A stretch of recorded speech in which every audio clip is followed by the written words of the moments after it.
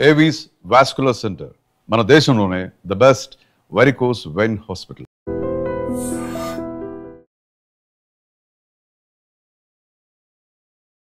నమస్తే, welcome to I dream weekend update with కవిత.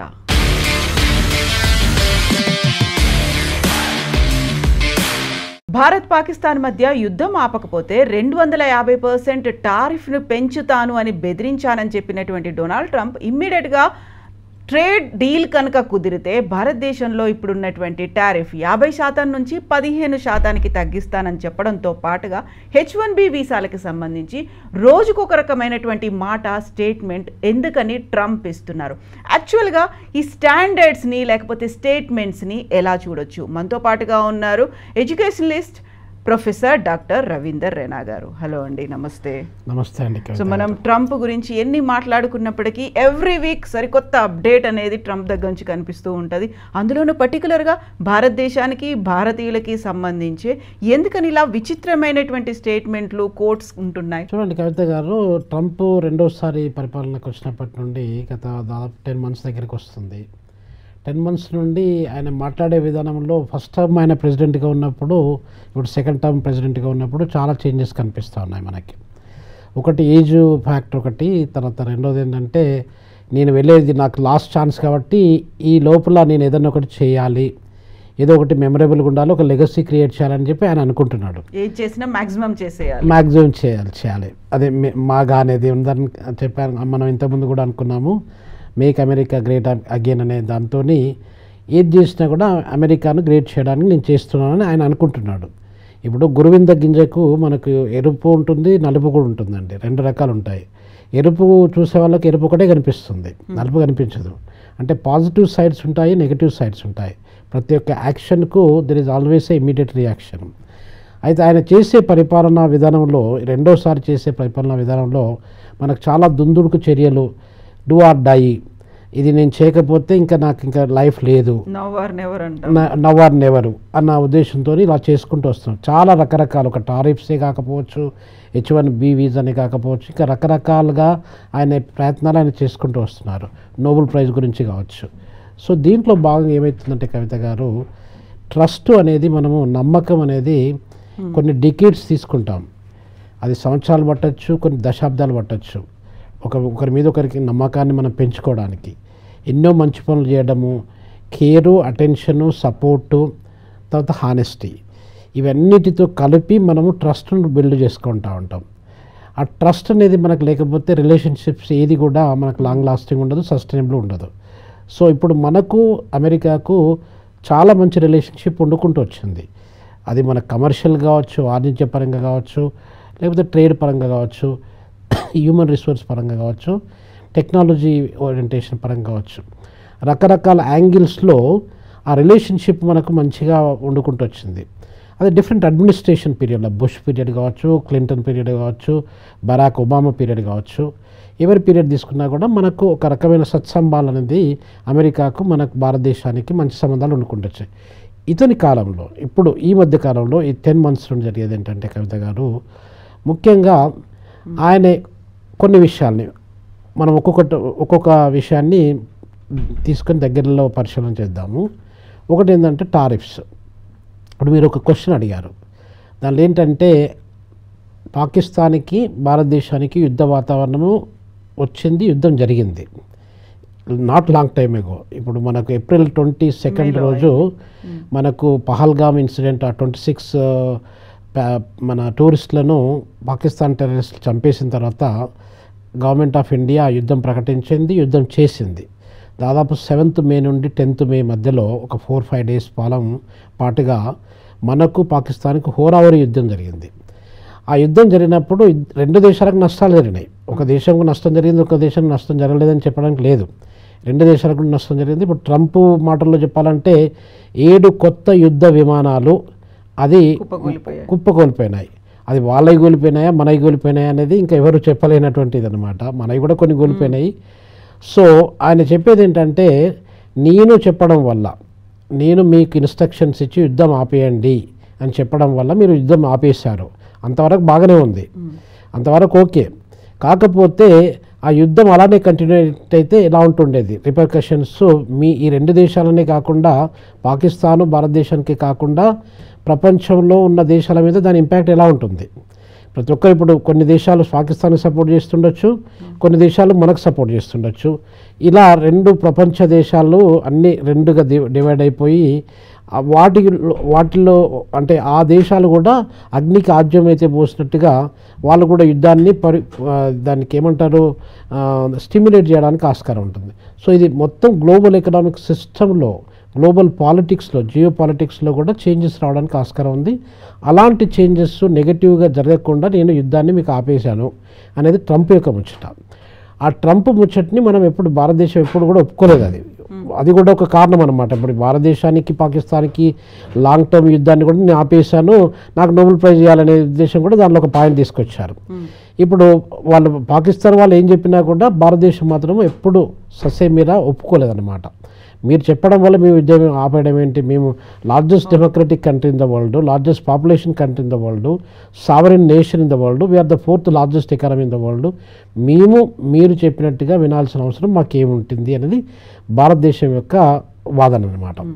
ఏదేమైనప్పటికీ ఇప్పుడు ట్రంప్ యొక్క మాటలు డబుల్ స్టాండర్డ్స్, ఒకటే మాట ఈరోజు ఒక మాట మాట్లాడము, రేపు ఒక మాట మాట్లాడడం, ఆ మాటల్లో ఇప్పుడు మాట్లాడిన మాట తర్వాత సాయంత్రానికి మధ్యాహ్నానికి కూడా తేడా లేకుండా ఉండడం, ఇది కొంచెం జరుపుకుంటూ వస్తుంది. అది అంతకుముందు మనం అనుకున్నట్టుగా అది మతిమరిపి కావచ్చు, లేకపోతే అల్జైమర్స్ అనేది దాదాపు 65-70 ఇయర్స్ తర్వాత చాలామంది ఓల్డ్ ఏజ్ పీపుల్కి రావడానికి ఆస్కారం ఉంటుంది. సో ట్రంప్ గారు ఇప్పుడు దాదాపు 80 ఇయర్స్ ఏజ్లో ఉన్నారనమాట. అది కూడా దాని ఇంపాక్ట్ కూడా ఉండొచ్చు, హెల్త్ ఇంపాక్ట్ కూడా ఉండొచ్చు, మెమరీ మీద కూడా దాని ఇంపాక్ట్ ఉండడానికి ఆస్కారం ఉంటుంది. సో మొన్న ఇప్పుడు జస్ట్ ఒక 4 days back last week Wednesday రోజు మనకు ఇక్కడ సౌత్ కొరియాలో ఒక మీటింగ్ జరిగిందండి.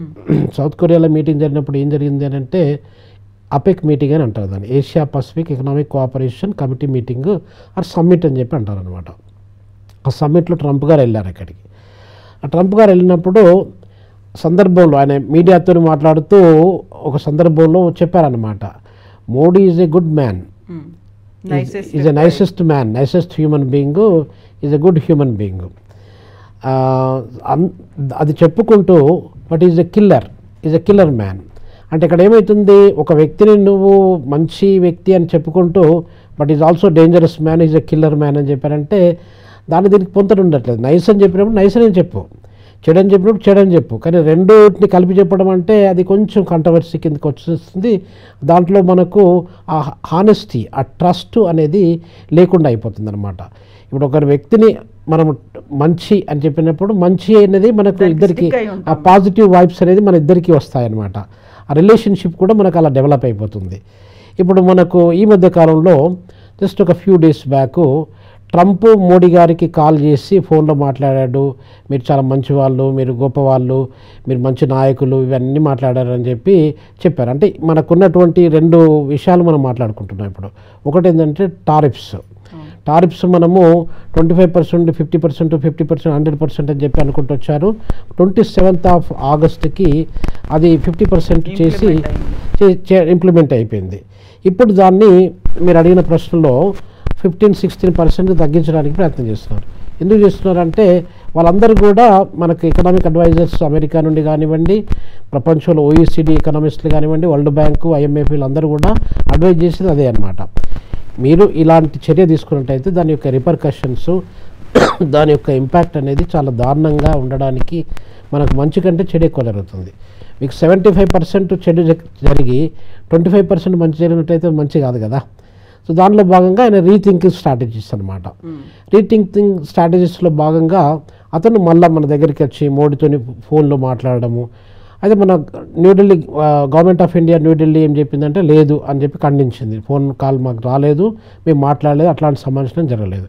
ఆ సంభాషణలో ఆ కాంటెక్స్ట్లో ఆయన ఏం చెప్తున్నారంటే రష్యా నుండి మీరు ఆయిల్ కొనడం మానేయండి, అది మానేయడం వల్లనే మనకు మంచి సత్సంబాలు ఉంటాయి, నేను మీకు పెంచిన టారిఫ్ని తగ్గిస్తాను, మనము ఎలా రిలేషన్షిప్ మెయింటైన్ చేసుకున్నామో అదే రిలేషన్షిప్ని ఇంకా మంచిగా స్ట్రెంథన్ చేసుకొని మనం కాపాడుకుంటూ దాన్ని ప్రమోట్ చేసుకుంటూ వెళ్దామని చెప్పి ఆయన వర్షన్ అండి. ఇప్పుడు మన భారతదేశం యొక్క స్టాండర్డ్ని చూసుకున్నట్టయితే మనం almost 1.8 million barrels of petrol crude oil Russia నుండి పర్చేజ్ చేస్తున్నాం. వాళ్ళ ట్రంప్ చెప్పిన లాస్ట్ మంత్ అక్టోబర్లో ఇది మానేయండి, మీరు మానేసి ఇమ్మీడియట్గా నేను చెప్పిన మాట వినండి, విన్నట్టయితే నేను మీకు ఇవన్నీ తగ్గిస్తాను, మీరు ఎక్కడెక్కడో మార్కెట్లు ఇప్పుడు మనం 44 కంట్రీస్ను మనం ఎక్స్ప్లోర్ చేసుకున్నాము. అంటే అమెరికాకు ఎక్స్పోర్ట్ చేయకపోతే ఆ కమోడిటీస్ని వేరే దేశాలకు ఆల్టర్నేటివ్ ఆప్షన్స్ మనకి ఏమున్నాయి అని చూసుకున్నట్టయితే మనము దాదాపు 44 కంట్రీస్ని ఒక 20,000 crores వాటి మీద ఖర్చు పెట్టుకొని మనం ఆ గ్యాప్ను మనం ఫుల్ఫిల్ చేయడానికి ప్రయత్నం చేసుకుంటూ వస్తున్నాం. ఇవన్నీ ఎక్సర్సైజ్ భారతదేశం చేసుకుంటూ వస్తుంది. ఇవన్నీ నువ్వు ఎందుకు చేస్తావు? అలానే నీ ట్రేడ్ని అలానే కంటిన్యూ చేయి, ఇబ్బంది లేకుండా చూద్దాము. ఇంకా కావాలంటే నీకు ఇప్పుడు $87 బిలియన్ ట్రేడు మనకు అమెరికాతోని భారతదేశానికి ట్రేడ్ ఉందండి. $41 బిలియన్ మనము తీసేసుకుంటే అంటే $41 బిలియన్ వర్త్ ఆఫ్ గూడ్స్ మనము అమెరికా నుండి ఇంపోర్ట్ చేసుకుంటున్నాం. మిగతా $46 బిలియన్ ట్రేడ్ సర్ప్లస్ మనకు ఉంది. ఆ 46 బిలియన్లు కాదు కదా, మీరు 50 బిలియన్లు 60 బిలియన్లు కూడా చేసుకోండి. దాన్ని మేము మీకు గేట్స్ ఓపెన్ చేస్తున్నాము, మీకు మీ యొక్క ట్రేడ్ను ప్రమోట్ చేయడానికి మేము ప్రయత్నం చేస్తాం. కాకపోతే కండిషన్ ఏంటంటే మీరు మా మాట వినండి. 2 విషయాలు. ఒకటి, మీరు పాకిస్తాన్తో యుద్ధము చేయకండి, యుద్ధ వాతావరణాన్ని కూడా క్రియేట్ చేయకండి అని చెప్పి వాళ్ళ పాకిస్తాన్ ప్రైమ్ మినిస్టర్ కూడా చాలా పొగిడాడు అతను. ఆయన మొన్ననే మన కొరియాలో పొగిడాడు అన్నమాట. Pakistan prime minister is a great man, is a good human being. ఆ ఫీల్డ్ మార్షల్ అక్కడ ఉన్నటువంటి మిలిటరీ జనరల్ కూడా గుడ్ హ్యూమన్ బీయింగ్ అని పొగుడుకుంటూ వచ్చాడు. వాళ్ళతో యుద్ధంను మీరు చేయకండి, ఎందుకంటే మళ్ళీ ఈ మధ్య కాలంలో కూడా మళ్ళీ యుద్ధ వాతావరణం అనేది కొంచెం అది మారుకుంటూ వస్తుంది అనమాట. అది చేయకండి. రెండోది ఏంటంటే మీరు రష్యా నుండి ఆయిల్ కొనకండి, కనీసం తగ్గించండి. ఎంతైతే కొంటున్నారో అది దానిలో చాలా సబ్స్టాన్షియల్గా తగ్గించండి అనేది ఆయన యొక్క వర్షం. ఈ 2 చెయ్యి, నేను నీకు ఏదంటే అది నేను చేస్తాను అని చెప్పి మనకు మళ్ళీ ఫ్రెండ్షిప్ బేరానికి వచ్చాడు. ట్రేడ్ డీల్ అనేది కుదుర్చుకోవాలని చూస్తున్నారు. పక్కనేమో 250% టారిఫ్ అని చెప్తూనే మరి ఇంకోసారి 50 ఉంది, దాన్ని 15 మాత్రమే చేస్తాను అంటే ఎందుకని భారతదేశాన్ని వదులుకోదలుచుకోవట్లేదు? భారతదేశం లాంటి ఒక దేశం దూరం అయితే వచ్చేటువంటి నష్టాలు ఏంటి అనేది ఐడెంటిఫై చేసుకున్నారా? తప్పకుండా అండి. అమెరికన్స్కు వాళ్ళకి తెలియదని కాదు, ఇవన్నీ కూడా తెలుసు. కాకపోతే ఏంటంటే ఒక బెదిరింపు అన్నమాట. ఇప్పుడు కుక్కను ఒక్కొక్కసారి కుక్క బెదిరింపి చెప్పు ఎత్తుకోబోతుంది అని చెప్పి మన తెలుగులో ఒక సామెత ఉంటుంది. అక్కడ చెప్పు కనిపిస్తే మనం ఏదో రకంగా అరవడము, బార్క్ చేయడము, చెప్పు తీసుకుపోవడానికి ప్రయత్నం చేస్తాయి. ఇప్పుడు ఆయన చేసే ప్రయత్నం ఏంటంటే కుక్క బెదిరించి చెప్పు ఎత్తుకపోయినట్టుగానే ట్రంప్ గారు ఇది చెయ్యి, ఇది చేయకపోతే నేను టారిఫ్ పెంచుతాను 250, మనం 50% టారిఫ్ చూసుకున్నట్టయితేనే అది చాలా గ్రేట్ ఇంపాక్ట్ పడుతుంది, గ్రేట్ బర్డెన్ పడుతుంది. ఆల్మోస్ట్ 2% ఆఫ్ ద జీడిపి దెబ్బతినిపోతుందండి. అటువంటిది మనకు ఇప్పుడు మనము 250% టారిఫ్స్ని ఇంపోజ్ చేసినది ఇంపాసిబుల్ అనమాట. మనం ఏం చేయలేము, అది అసాధ్యమైనటువంటి విషయము. సో ఈ 2 విషయాలలో అతను ఏం చెప్తున్నాడంటే మీకు 250%, పాకిస్తాన్ మీద కూడా 250% ఇంపోజ్ చేస్తా అంటున్నాడు, ఇటు చైనా మీద కూడా 250% ఇంపోజ్ చేస్తా అంటున్నాడు. ఎవరైతే ఆయన మాట వినారో వాళ్ళ మీద ఒక టారిఫ్ అనే దాన్ని ఒక వెపన్ లాగా యూజ్ చేసుకొని ఆ వెపన్ను ఆయన పర్ఫెక్ట్గా ఇది చెయ్యి, ఇది చేయకపోతే నేను ఇది చేస్తాను అని చెప్పి బెదిరింపు చేస్తూ ఉన్నాడు అనమాట. సో అది లాంగ్ టర్మ్లో మంచి పద్ధతి కాదండి. ఒక పెద్ద దేశం అమెరికా అనేది పెద్ద దేశము, రిపీటబుల్ కంట్రీ, లార్జెస్ట్ ఎకనామీ. ఇట్లాంటి చిన్నవి ఏదో చిన్నపిల్లలు మాట్లాడినట్టు ఉండకూడదు కదా. మనం ఏదైనా గిచ్చికయం పెట్టుకున్నప్పుడు చిన్న పిల్లలు నువ్వు ఇది చేయకపోతే నేను ఇది చేస్తాను, అది చేస్తానని చెప్పి మనం బెదిరించడం అవసరం. ఒక దేశం ఇంకొక దేశంతో largest economy, 4th largest economy Bharat.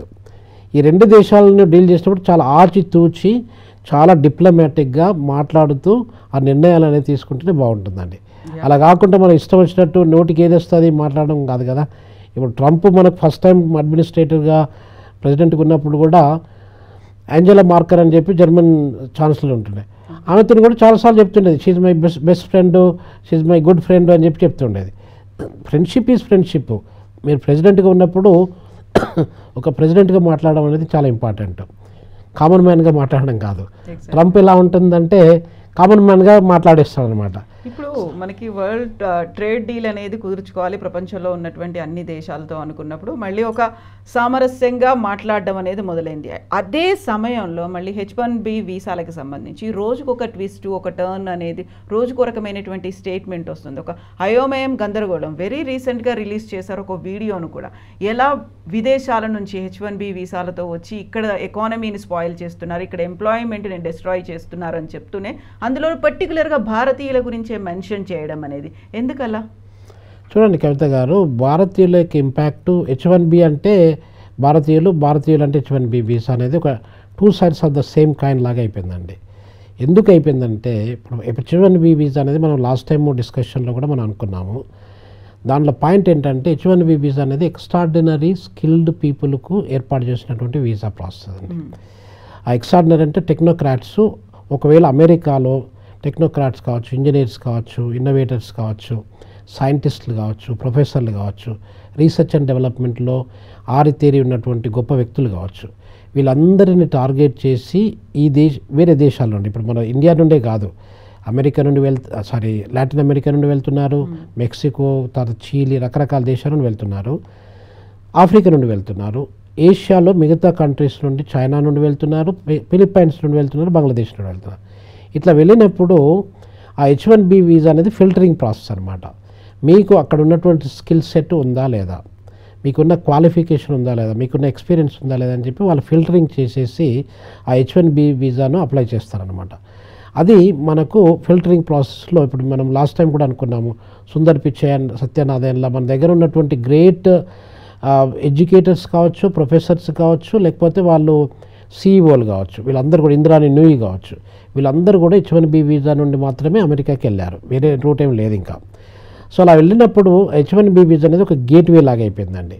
ఆ గేట్వేను ఇప్పుడు ఇలా అయినప్పుడు ఏం జరుగుతుంది, అక్కడ భారతదేశం నుండి వచ్చే వాళ్ళు మొత్తం H1B వీసా వాళ్ళతో కంపేర్ చేసుకున్నట్టయితే అన్ని కాంటినెంట్ల నుండి వచ్చిన వాళ్ళు, అన్ని దేశాల నుండి వచ్చిన వాళ్ళు, భారతదేశం నుండి వచ్చిన వాళ్ళు, వీటిని కంపేర్ చేసినట్టయితే 87% H1B వీసా హోల్డర్ మన వాళ్ళండి.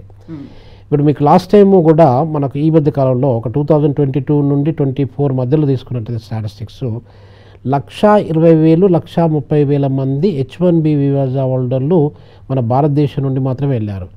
మిగతా ప్రపంచంలో ఆఫ్రికా కానీ లాటిన్ అమెరికా అంతా కలిపితే కూడా 80,000 85,000 మంది కూడా లేరు. అంటే మన యొక్క డామినెన్స్ అనేది H1B వీసాలో చాలా ఎక్కువ స్థాయిలో ఉందండి. అందు గురించే H1B వీసాని టార్గెట్ చేస్తారనమాట. H1B వీసాని ఇప్పుడు 15,000 ఉంటుండేది, అప్పుడు ఇప్పుడు $1,00,000 చేశారు. అలా చేయడం వల్ల పెద్ద గ్యాప్ వస్తుంది కదా. $1,00,000 పెట్టినప్పుడు ఇప్పుడు మనం అనుకున్నాము ఏంటంటే గూగుల్ లాంటి కంపెనీ కానీ, అమెజాన్ లాంటి కంపెనీ కానీ వేలాది మంది, అంటే ఒక అమెజాన్లోనే దాదాపు 10,500 మంది H1B వీసా హోల్డర్స్ ఉన్నారు. గూగుల్ తర్వాత మైక్రోసాఫ్ట్లో కూడా 5,500 నుండి 6,000 మంది ఉన్నారు. అంటే ఇట్లా ప్రతి ఇయర్కు మీకు అది రిక్వైర్మెంట్ అనేది చేంజ్ అవ్వకుంటూ వస్తుంది. అలా చేంజ్ అవ్వకుంటూ వచ్చినప్పుడు కవిత గారు H1B వీసా అనేది ఒక టార్గెట్. అలా చేయడం వల్ల ఏమవుతుంది, అమెరికాకి ఏమవుతుంది, ట్రంప్ గారికి ఏమవుతుంది, ఇప్పుడు ఈ టెక్నోక్రాట్స్ ఎవరైతే ఉన్నారో వాళ్ళను వేరే దేశాల నుండి తీసుకురాకు. ఇప్పుడు మన దగ్గర IITలు, IIMలు, ఇండియన్ ఇన్స్టిట్యూట్ ఆఫ్ సైన్స్ ఇక్కడ చదువుకున్నటువంటి వ్యక్తులు చాలామంది H1B వీసా మీద వెళ్ళారండి. వాళ్ళని అక్కడ తీసుకురాకు నువ్వు. ఇక్కడ మన దగ్గర మన దేశస్తులు, అమెరికన్ దేశస్తులు ఎవరైతే అమెరికన్ యూనివర్సిటీలో చదువుకున్నారో ఆ పొజిషన్స్ని వాళ్ళతో ఫిల్అప్ చేయి. అప్పుడు నువ్వు ఫీజు కట్టనక్కడ ఉండదు, వాళ్ళకి ఇట్లాంటి రెస్ట్రిక్షన్స్, బర్డెన్స్ ఏమీ అవసరం ఉండదు. సో కాబట్టి వాళ్ళకి ఎంప్లాయ్మెంట్ ఇచ్చినట్టయితే మన ఎకానమీ సస్టైనబుల్గా ఉంటుంది, లోకల్ ఎంప్లాయ్మెంట్ జనరేషన్ కూడా చాలా ఆస్కారం ఉంటుందనే ఉద్దేశంతో ఇవన్నీ చేసుకుంటూ వస్తున్నారు. దాంతో నేను టార్గెట్ కూడా అరౌండ్ $200 బిలియన్ ఇన్కమ్ జనరేట్ చేయడానికి ప్లాన్ చేశానండి. H1B వీసా ఫీజు హైక్ చేయడం వల్ల ఇప్పుడు దాని ఇంపాక్ట్ ఎలా ఉంటుందంటే కవిత గారు, పెద్ద పెద్ద కంపెనీలు, యాపిల్ కంపెనీ కావచ్చు, ఎలాంటి కంపెనీ కావచ్చు, $1,00,000 వాళ్ళు పే చేసినప్పుడు $1,00,000 అనేది మొత్తం ఒక ఇయర్ మీద పే చేసేటువంటి శాలరీ అండి. ఒక్క ఎంప్లాయీకి ఒక టాప్ లెవెల్ ఎగ్జిక్యూటివ్ ఉన్నట్టయితే ఆ ఎగ్జిక్యూటివ్కు $1,00,000. మన భారతదేశం నుండి పోయిన వాళ్ళు చాలామంది 50,000 నుండి 60,000 మధ్యన డాలర్లు మాత్రమే పర్ ఇయర్ సంపాదిస్తారు. అంటే $5,000 పర్ మంత్ సంపాదిస్తారు. అటువంటిది మీరు $1,00,000 ఫీజు అంటే అది టూ మచ్ అండి. 15,000 నుండి 20,000 చేయి, 20,000 కాకపోతే 25,000 చేయి, కానీ నాట్ ఒకేసారి $1,00,000 అంటే దాదాపు ఎన్ని రెట్లు పెంచుతున్నారు, మీకు 6-7 times మీరు ఎక్కువ పెంచుతున్నారు. దట్ ఈస్ నాట్ యాక్సెప్టబుల్ అండి.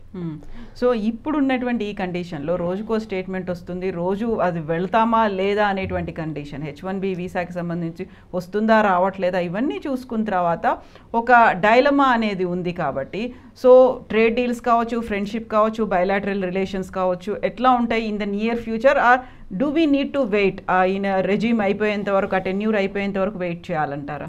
చూడండి, ఇప్పుడు ఆయనకు ఇంకొక 3 years 2 months అట్లా ఉందండి టర్మ్.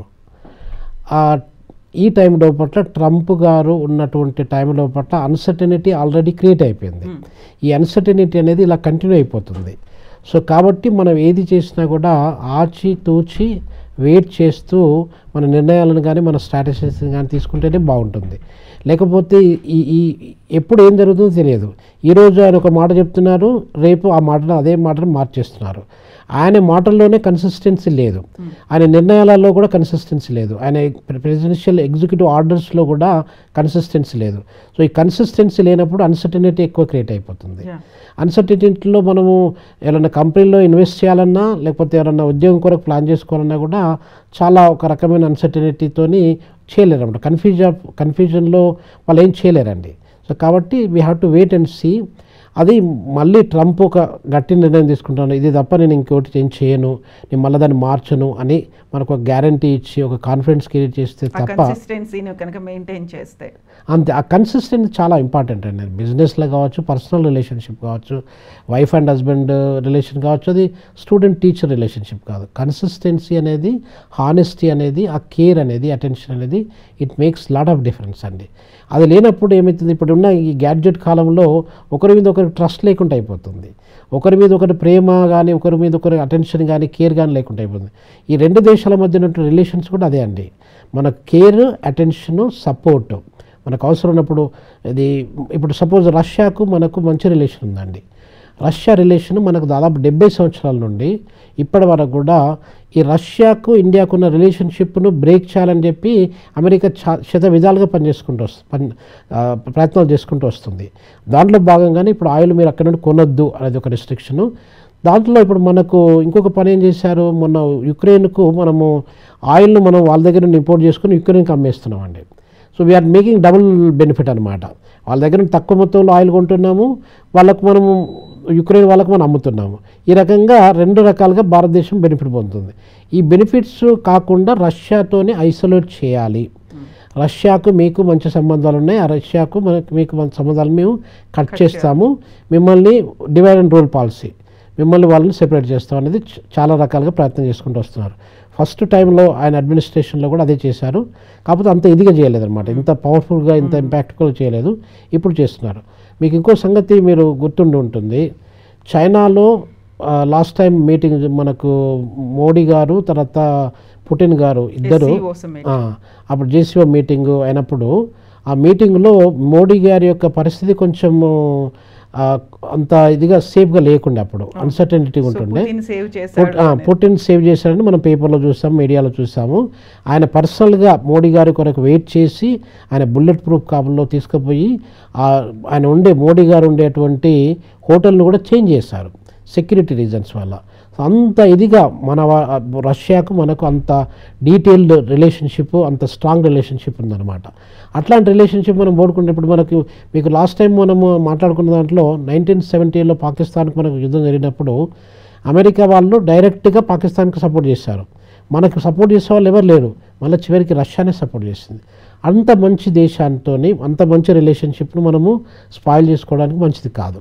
సో కాబట్టి డిప్లొమాటిక్గా, అంటే మనకు రష్యా కోఆపరేషన్ అవసరము, అమెరికా కోఆపరేషన్ కూడా అవసరమే.